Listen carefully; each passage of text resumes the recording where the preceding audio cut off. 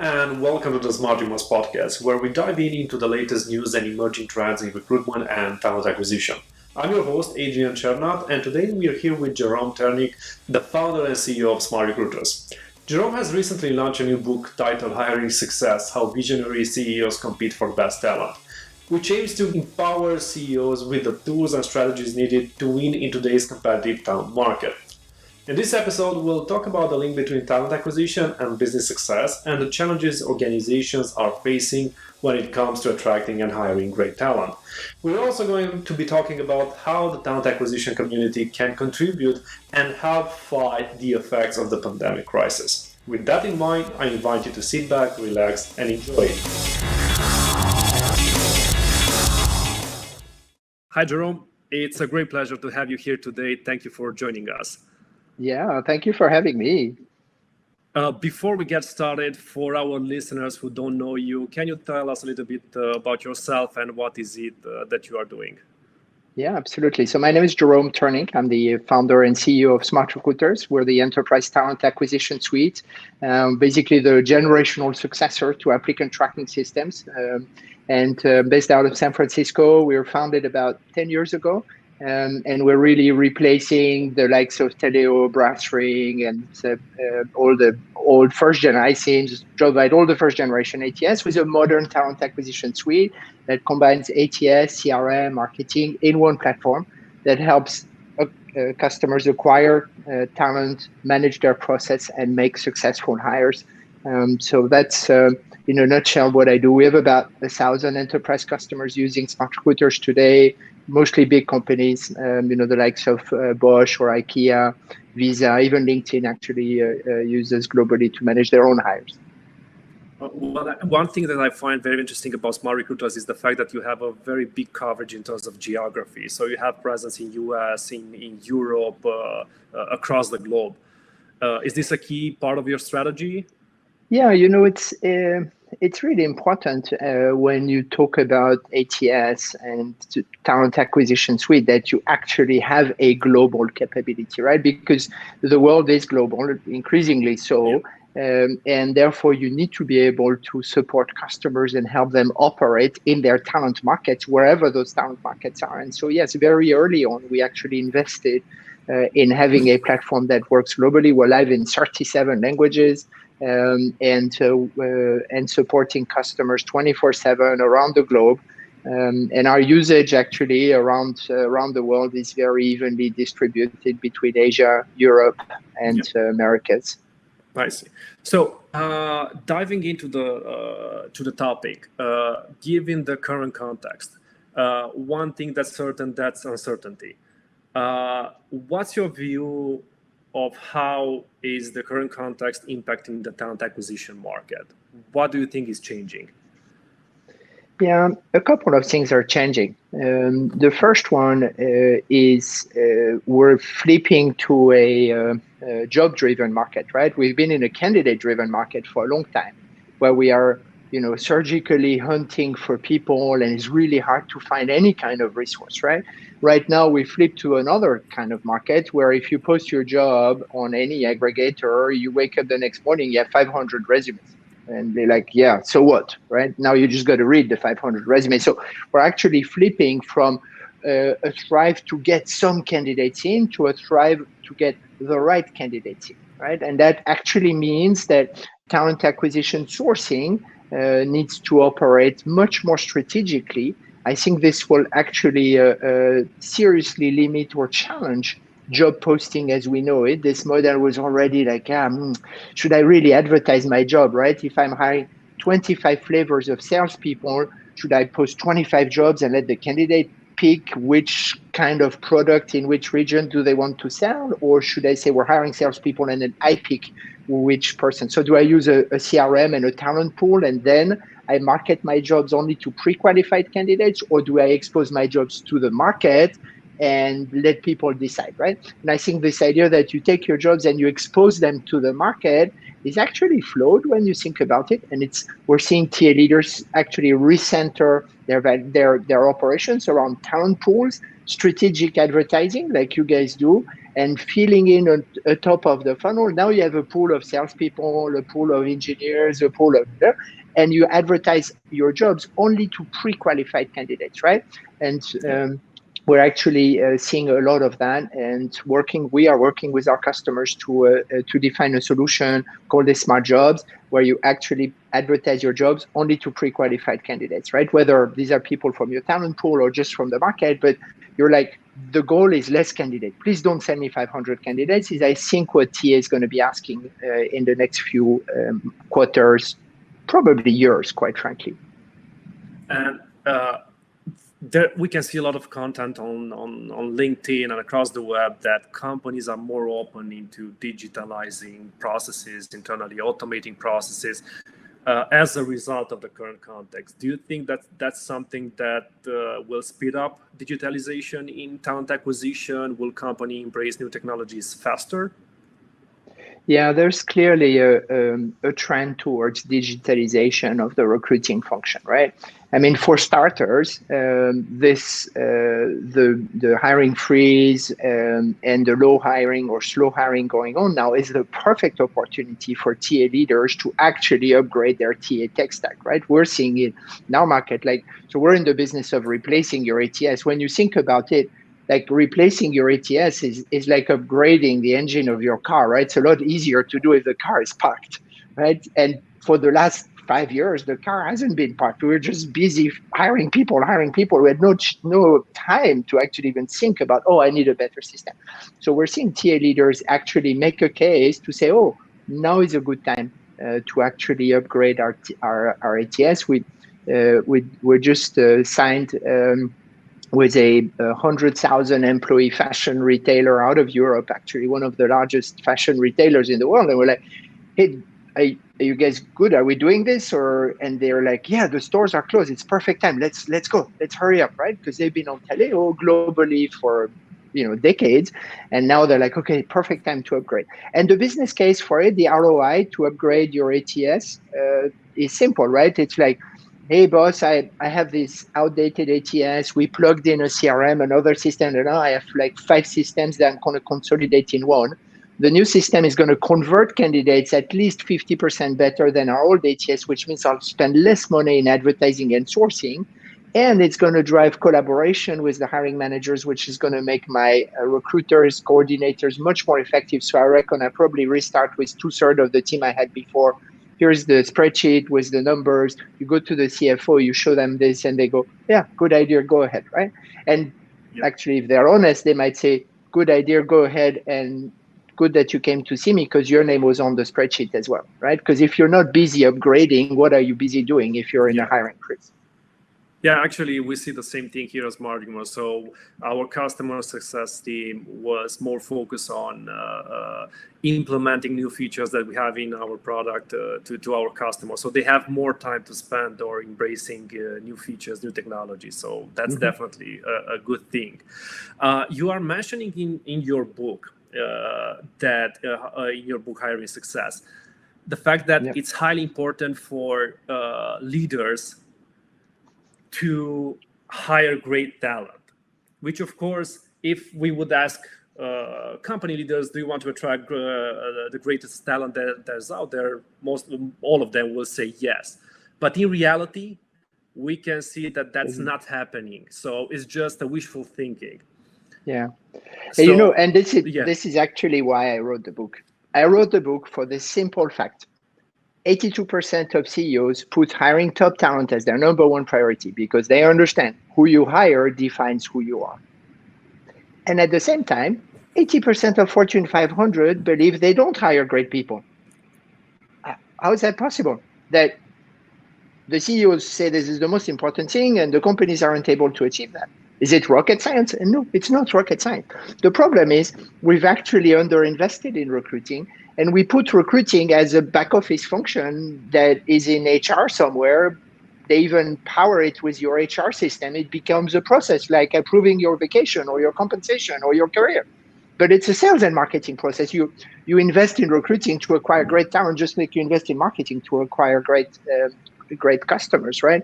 And that realization from where how recruiting is measured, like time to fill, cost per hire, faster, cheaper.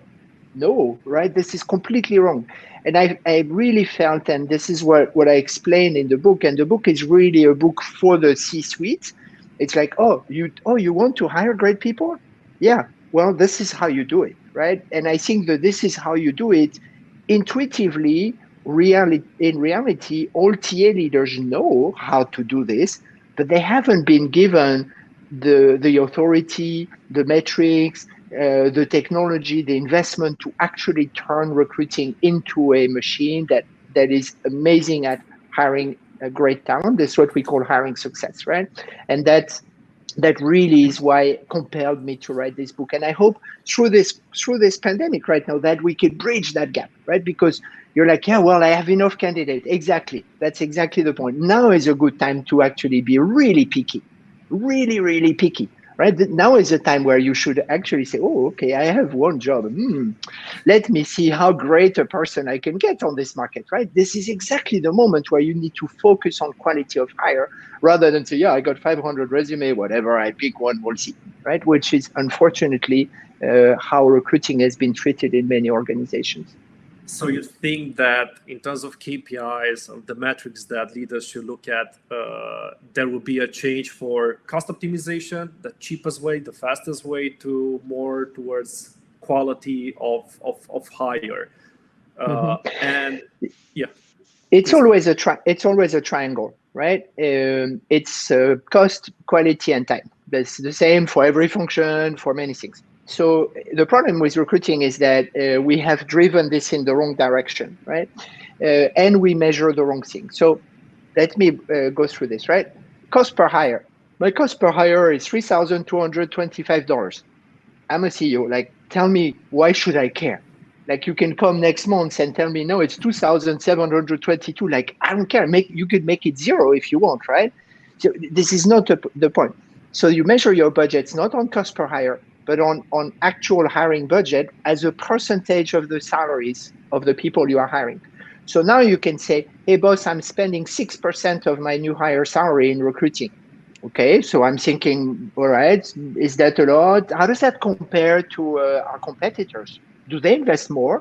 How do you invest 6% across the board? Do you invest more for engineering and less for this? How do you split your budget? So now we're having an investment conversation, right? Because no TA leader in the world has ever been to a management meeting where they say, next year, I think we should increase our cost per hire. Right? This doesn't happen. But you could go there and say, hey, we're at 6% of new hire salary as our recruiting budget. Realistically, this is a bit on the low side compared to our peers, and that we're being out-hired here, boss. I'm sorry, but if you gave me more money, here's what I could do. So measure the hiring budget as a percentage of new hire salary. It changes the conversation. Second, time to fill. Time to fill faster is broken because it doesn't tell me anything. As a CEO, you tell me your time to fill is 47 days. Okay. I mean, I don't know, start earlier, right? What can I tell you? I don't care that it's 47 days or 39, right? What I do care is, are the people there on time, right? Like if I want to go and invade Belgium, are the soldiers going to be there on the morning of invasion, right? And that is no time to fill. Doesn't tell me this. So you measure speed in hiring velocity, which is the simple measure. What is the percentage of jobs that are filled on time? And if I say, hey, 85% of our jobs are filled on time, then I know as a CEO that, yeah, if I decide to do this or that, then 85% of the people are going to show up on the day of the invasion, right? And 85% is probably acceptable. If our velocity is at 65%, then I know the business is struggling. And I'm like, okay, how can we drive our velocity high? So now we're having a velocity conversation, and hiring velocity and business velocity are exactly the same. The third metric is around quality. And the quality of hire has typically been measured 2 years after you hire people by performance, and nobody ever looks back at it. It doesn't work. So what we've built with our customers is we've built a net hiring score, which works exactly like a net promoter score, and gives you a pulse of your hiring quality, your hiring fit at the 90-day mark for perm hires. So at the 90-day mark, you ask the manager on a scale of 1 to 10, how much of a fit is this person? And you ask the candidate on a scale of 1 to 10, how much of a fit is this new job? And then you take the 9 and 10, the ones who are like, yeah, great, minus the 1 to 5, those that are like, ooh, blah, blah, blah, blah, I might have made a mistake here. And you end up with a positive negative score that gives you a real-time view of are you hiring more amazing fit than poor fits. Very simple. The first time we ran this was with a large tech company in San Francisco. In 52% of cases, either the manager or the candidate said, no. Now you take this data back to the CEO, it's like, what do you mean? 50% of my hires are like, not sure about this? Like, what kind of company are you building, right? Nobody was measuring it. So this is described in the book, and in simple way, we have the definitive guide for hiring success, which is a more compelling methodology for TA practitioner. We have the hiring success masterclass, which we actually made free online, so you can get your own hiring success certification. And then it really takes like, what are the metrics and how do you measure this? And what it says is basically TA matters. You need to invest in recruiting. Here is how to do it. And it's great for TA leaders to build a business case for their C-suite, and for the C-suite to finally understand, how does this whole thing work? Like, how do we hire amazing talent at scale? Well, what I find interesting is that you are bringing in your book your expertise both from enterprise, but also from your own experience in building a company. Which is very helpful because, again, especially for fast-growing companies, talent is like, it's with a big question mark. Okay, my company is growing fast. How can I keep this healthy growth? And without hiring the great talent, your growth would not be healthy for sure. So it's very interesting to bring expertise from both sides of the market. And I think the great talent applies to all levels. There's a great barista and a not so great barista in your Starbucks, right? Clear. And they define whether you're going to buy a sandwich with your coffee and whether you're going to come back tomorrow or not, right?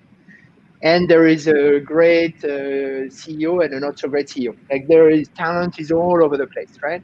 Exactly, and it's not only when you're growing fast. Actually, if you're not growing and you don't have the luxury of piling people on top of people, then every person matters even more, right? It's like, okay, you got to build this product. You get 5 engineers. Like, choose wisely, right? You get 45 engineers. Okay, yeah, maybe I can make some mistakes, right? So it actually applies to every situation and to every talent. Every hire you make defines everything. Like, who you hire defines everything. It defines your ability to sell, to service, to support. But if you're the hiring manager, who you hire defines you as a leader. It defines you. It defines whether you're going to spend your evening at home with your family, or you're going to be working on that presentation that the guy you hired was not able to finish, right? It defines whether you're going to be on escalation calls with customers, if you're going to make late hours in the store because this person didn't show up. Like, it defines your life.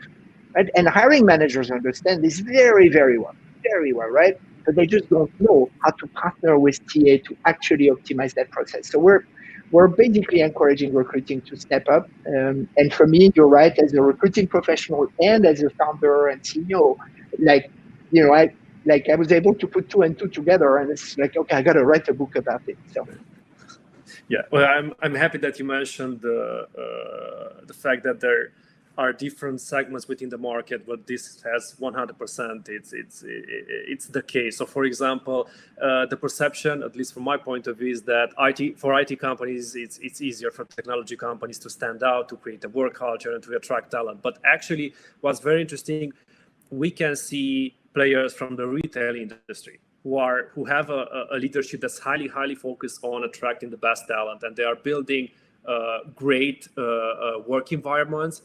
And you can feel this, like, when you have your first foot in the store, you can only have a sense that there's something great about the company, about the work culture, because the people are happy, they treat you well. So this is for sure, it doesn't apply only for technology companies. It's for any company out there, blue collar, white collar, doesn't matter what you are hiring. It's the same thing basically.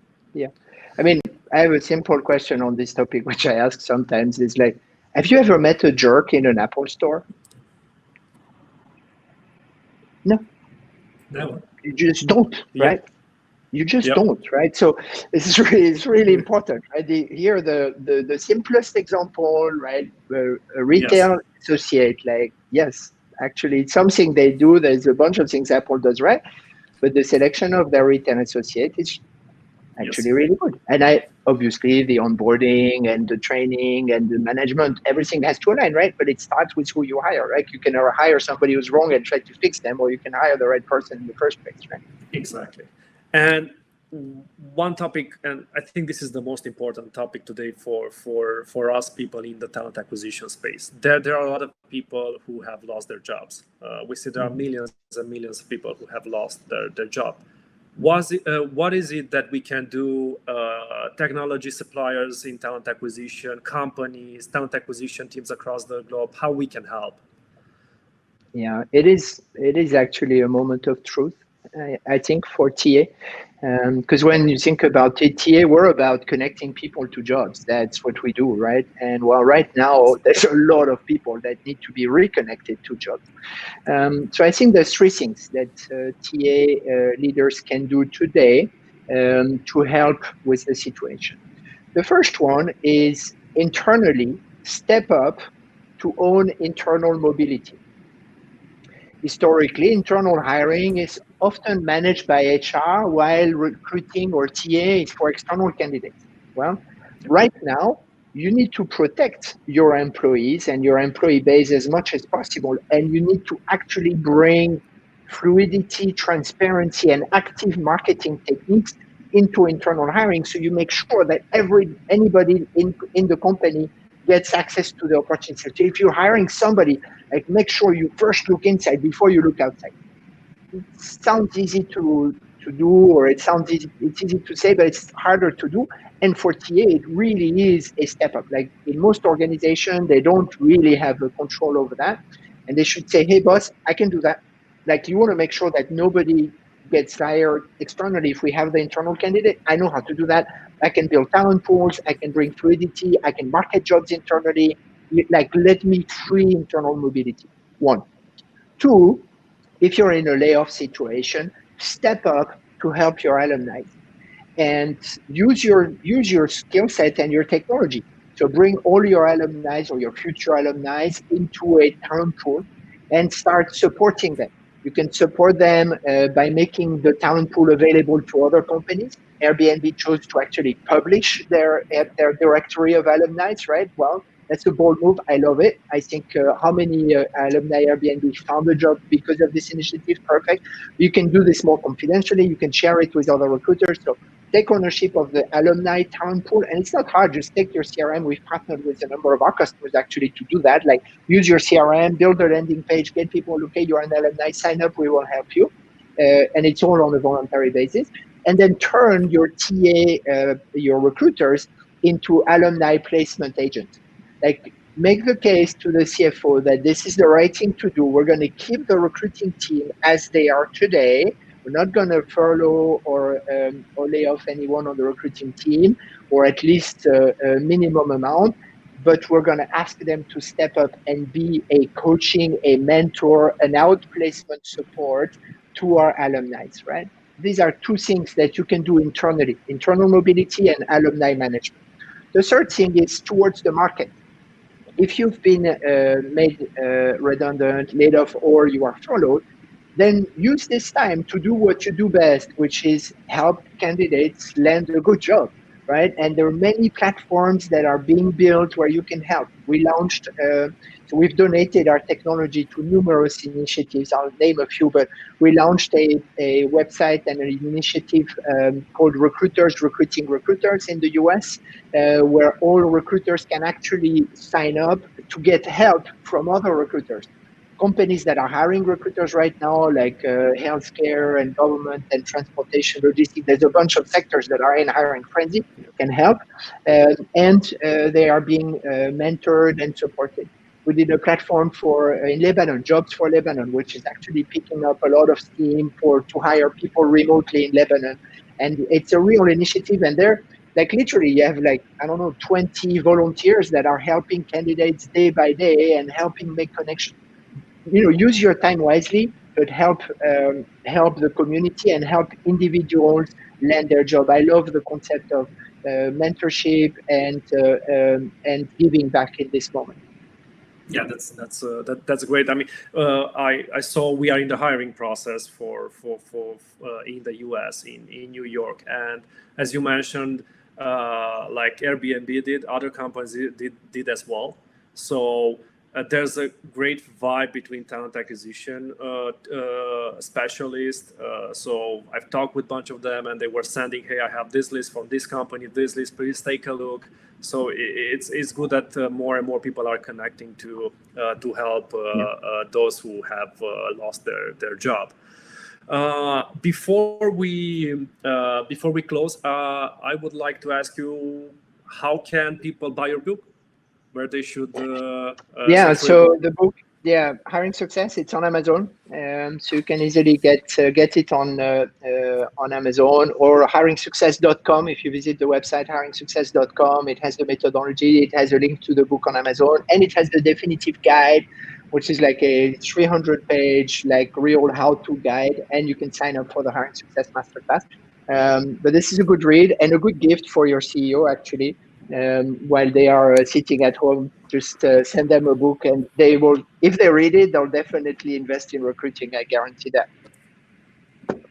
We will also have a link in the description, so our listeners could click there and buy your book. Highly recommended, by the way.